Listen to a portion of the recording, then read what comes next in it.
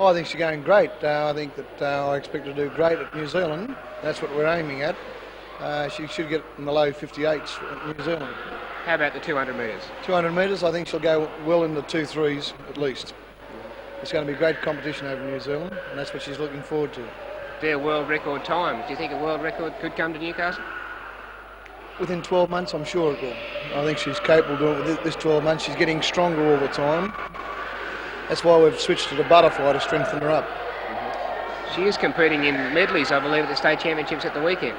Yes, we're giving a go in the medley. She's not a very good backstroker, but I feel that her other 3 strokes will carry her through, and she should do a very good one.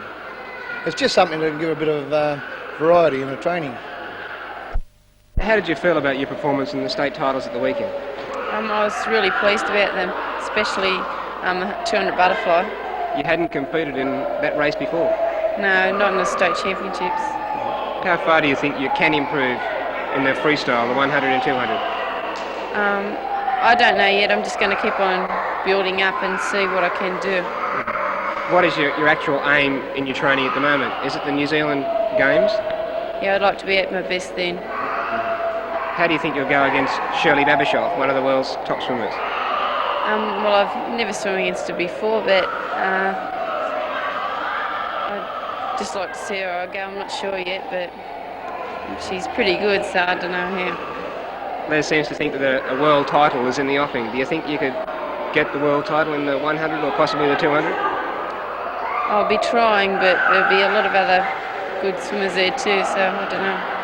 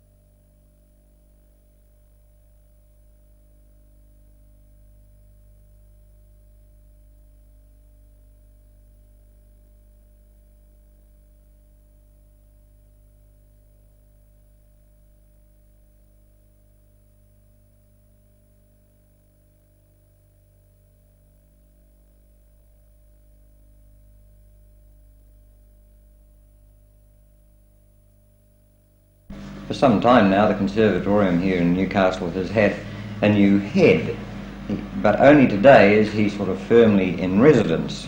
So in tonight's guest spot we meet Mr. Peter Martin, the new head of the conservatorium. Peter, what sort of a background do you bring to this job? I believe it's a little unusual for a conservatorium chief.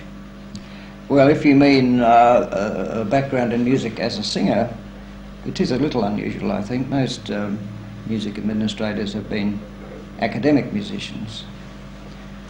Although there's one precedent in London with the Royal College of Music. The director for many years there was Keith Faulkner, who was quite a well-known baritone. But you actually come to us from Brisbane, it's not your home though? No, I've been in Brisbane 18 years since the conservatorium began there. As senior lecturer in singing, and for the last 2 years as acting director and deputy director.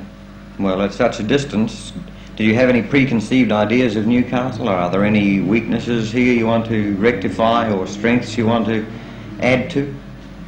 I must confess to have been rather ignorant of Newcastle Conservatorium, which perhaps points to the fact that it's not well enough known throughout the country, and it should be, obviously, because perhaps this is something that applies to Newcastle in general. I'm sure that you people would probably be more keenly aware of this, but the conservatorium, for instance, is several years older than the Queensland Conservatorium. Perhaps being a branch of Sydney, it has this detrimental effect on its image as an institution in its own right. But in the last few years I've been very conscious of the fact that this is a thriving institution, and very much concerned with music and culture generally. put you on the spot here, but are you keen to see it become an autonomous institution? I would like to see it become autonomous eventually. I think at the moment it has a lot to gain by its link with Sydney, the strength that can be offered by academic staff, for instance, from Sydney, the experience down there. There are some obvious weaknesses in academic staff at present, particularly in the performing side. Yes, this is something I'd like to see strengthened when money is available for more appointments, because now the diploma can be offered here in its entirety in any musical subject. On paper anyway, we obviously need to have the staff who can cope with this. And we haven't got them? No, we can offer teaching in most subjects, but in some cases these people are only available for a limited time. They commute from Sydney, or they're living perhaps in semi-retirement, and we need a complete staff who can give their entire energy and time to the conservatorium here. Well, a lot of people are inclined to say, what on earth's the sense in performing in Newcastle? There's no place to perform. I gather you're one of the people who would love to see the orchestra finally established here. Well, I was delighted to read on my arrival about the moves made here towards the Newcastle, or if you like it better, Newcastle Symphony Orchestra. This is a thing I've had in my mind for some months, and I'd like to support this idea very heartily indeed. Well, what does the conservatorium need to help get such an orchestra going? Well, it needs first and foremost finance, of course. Usually we cry to Canberra these days for the purse, but I think Canberra needs to be convinced that there's also some local support going for this. So I think we need to perhaps begin a fund to inaugurate the orchestra.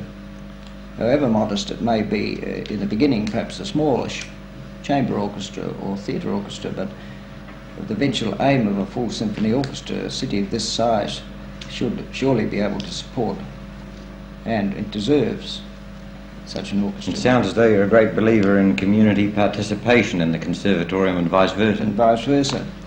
Yes, I think that we can consolidate what's been done here already by previous principals in this regard, and extend it further in the involvement of conservatorium staff and students in the community, and conversely the support of the community for such projects.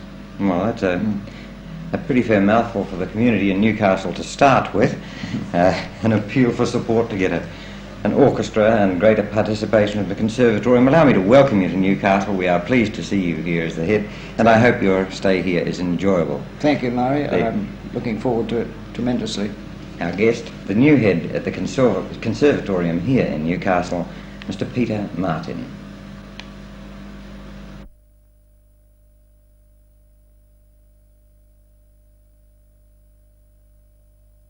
Why have your traffic men decided to stop work?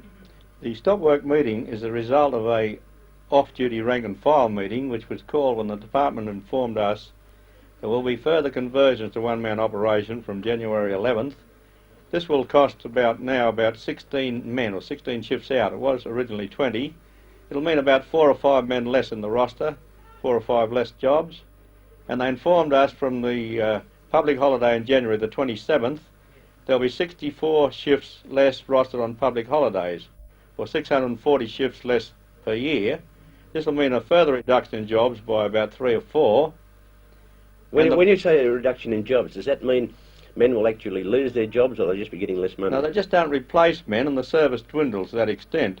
But it does mean hardship for people who are conducting and people who on light duties. There are many, many problems associated with it. And what irks us about this, every time we get a wage increase or a little concession, like recently we've got additional weeks leave for shift workers, it would have taken the department perhaps another 8 men that had to employ to cover this. So what they do, they bring about a bus cut to cover it, and they keep their overall wage level at the same level. So they don't keep the service up, in fact. That's right, and we estimate that wage rises will continue. If they follow this practice, we'll have no bus service left, no jobs in the industry. It's getting near disaster level now. When you get a certain minimal number of buses on the road, people just won't travel. They won't wait for hours. Well, now, so far as travel is concerned, on Thursday, at the moment it appears as though it's of indeterminate length. How long do you think the bus stoppage might last? Oh, the bus will go off about 11 a.m. and the meeting will decide its own destiny, but I think they will resume on Thursday. What, in time for the night peak hour? Oh, I think so, yes.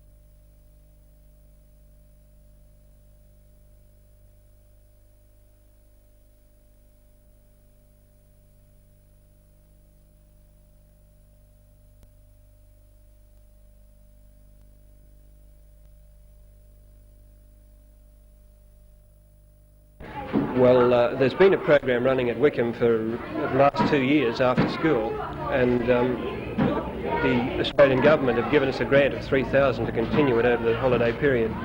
They wanted it open for all children in Newcastle. Well, how does this play centre or activity centre differ from the others in the Newcastle area? Well, I think we've got a more comprehensive program. We run with a fairly big staff because we have a paid staff and a lot of volunteer help from parents and folk around town. We have night activities, we have camping, we have bus trips.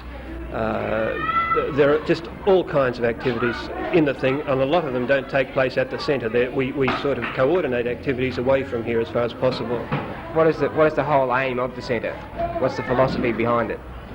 Well, as far as Wickham, the suburb, is concerned, it's an attempt to use community schools for the community where there's a real need. There aren't many facilities for recreation in the suburb for children. As far as Newcastle's concerned, I think we're facing the problem that a lot of children on holidays just don't have openings to enjoy their recreation. They're restricted to home, they're restricted because of lack of supervision, so we provide a setting, we provide equipment and we provide supervision. How have the children responded so far? Very well. I think we had 70 here yesterday. The numbers today will be as high or higher. They've all enjoyed it. All the ones that are enrolled are telling me that they're wanting to come back, which is pretty good. If you can entertain 70 or 80 kids for a day without any structure, you're doing pretty well. Well, once the holidays are over, will you be trying to expand the after-school activities here at Wickham? We will, yeah. We have a grant of money for the following year, and we're going to employ someone full-time to expand the program, yes. After having Professor Ochmuti here for so long, 10 years as Vice-Chancellor and 8 years establishing the university before that, people of Newcastle could be forgiven for thinking that the Vice-Chancellors didn't change, but they do, and Newcastle's second Vice-Chancellor is now in office. Meet Professor Don George. Welcome to Newcastle. Thank you very much. I don't want to suggest that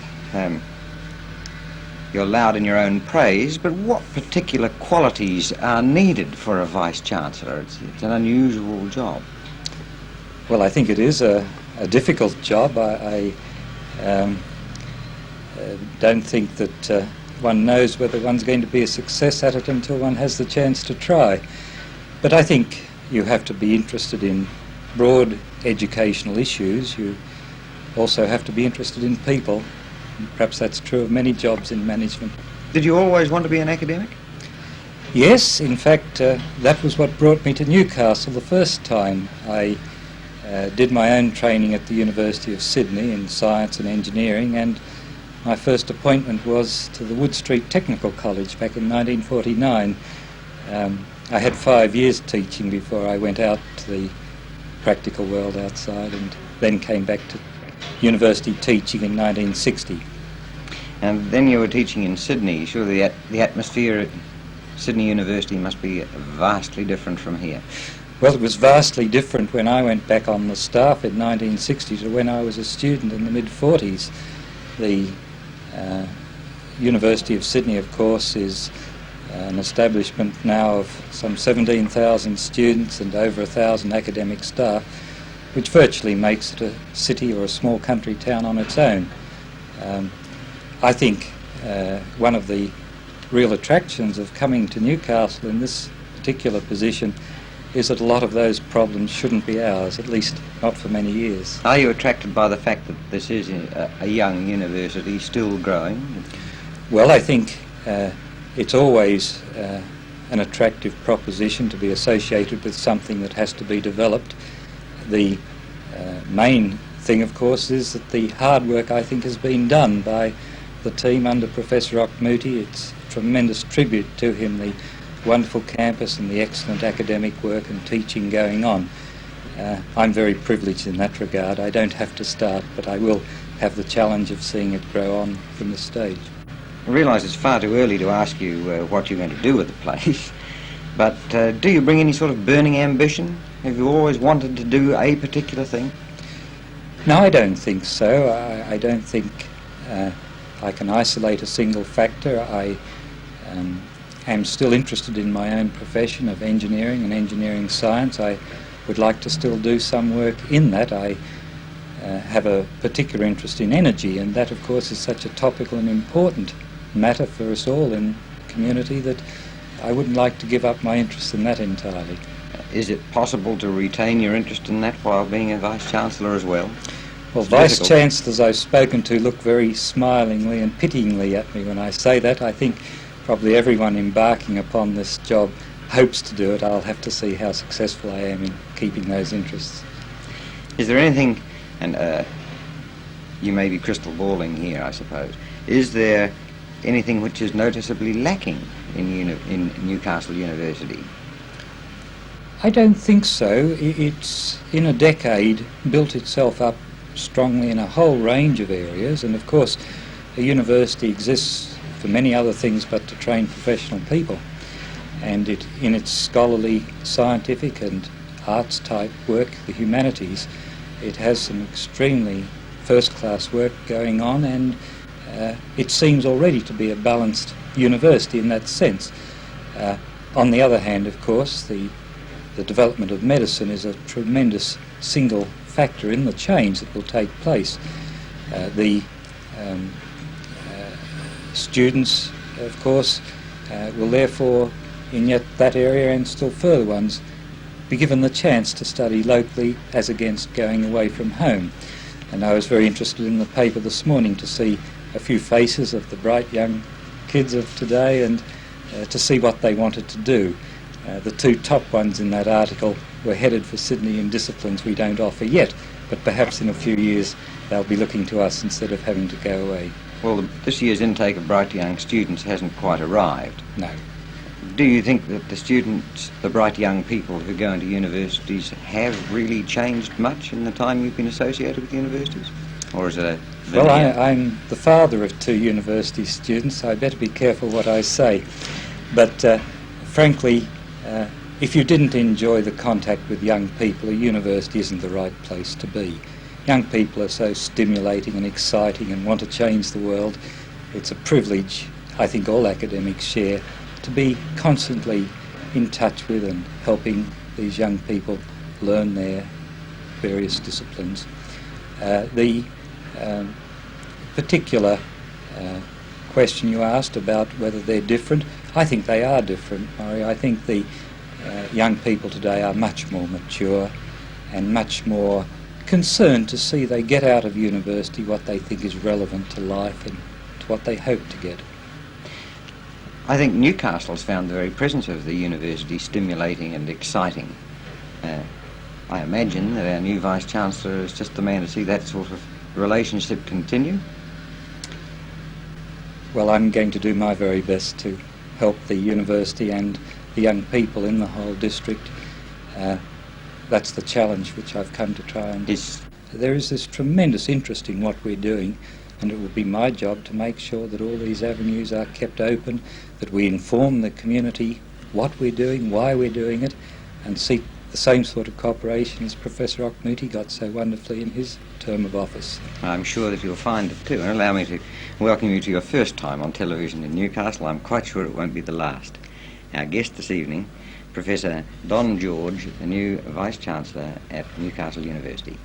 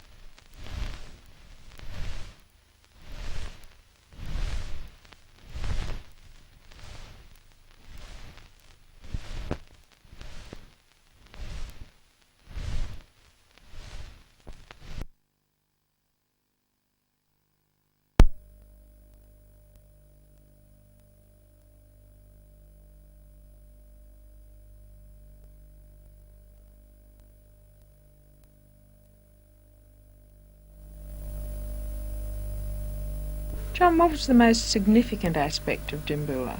I think the charity, the work we did for charity. We started off with the donations for the spastics and finished up for the Darwin appeal. So that was the first and last night both given? Yes. And overall, how much would you have raised for charity? Nearly 1,800. And I think the cast on one particular occasion donated all their salary too. That's true, yes. Yeah. So that's a pretty good thing for a 6-week season. Of course, Dimboola was a professional show, but done locally. Yes, all the cast had to enjoin equity and became professionals in the true sense of the word. This must have been a pretty exciting experience for people who'd previously only worked at an amateur level. Yes, it was exciting and horrifying at times, really. When in amateur productions, you see, you sort of take a light-hearted attitude where you're being paid for it. You have to be there when you're told to be there. And this is what a lot of amateurs don't realise. Do you think it was a good discipline then in itself? Oh, yes, yes, we learnt an awful lot. Now, you're a former president of the Arts Council here, and there are a lot of big things offering this year in theatre for Newcastle, aren't there? Yes, we hope at the moment to make an announcement soon about the Hunter Valley Regional Theatre Company. We're still looking for the building. We've got 3 in mind, and we're hoping that the decision will be made within the next couple of months. And when would it actually be underway, functioning? It depends on which building they choose. There's one of the sites that we could virtually start straight away. It's just a matter of getting the company together and going into rehearsal. And where will you be looking for talent? Well, we would like people with a Newcastle or Hunter Valley background. Now, whether they are professionals at the moment or amateurs at the moment, when the auditions are called, anyone will be able to go along for an audition. And do you think the university's drama faculty that's starting this year will influence the situation? Oh, most certainly, because we'll get a tremendous influx of people who are seriously interested in theatre and want to make it a career. So 1975 could be a big year theatrically for Newcastle. Come alive in 75. This is Dr. Don Tickerill, our guest this evening, and a member of the charismatic movement of the church in Los Angeles. Currently speaking to churchmen and others here in Newcastle. Doctor, I gather the charismatic movement in America's, big business is the church, in the church world. It has attracted a great deal of interest and attention really worldwide. Well, how international is it? Well, I think we could safely say that it's spreading really around the globe. There are a few countries that have not been touched in some way or another by this particular renewal. I think the United States, has been an important center for this, but it's by no means an American. It's not an American phenomenon? No, it's not. Well, is it allied to any particular denomination, or was it originally? No, fortunately, the charismatic movement has had a very leveling kind of a process in the church, and many are attesting to the fact that it's a true ecumenical spirit that's reaching the church. Is it not so much consciously ecumenical? No, it's not. It's only basically in spirit. It's not an external structure so much. Many of the historic bodies, and I think the most interesting development would be within the Roman Catholic Church, particularly in the United States, where I understand upward to now about 500,000, 500,000 Roman Catholic people have experienced this renewal, and there are thousands of prayer groups and churches in the Roman Catholic Church that are supporting, endorsing, and approving of this movement.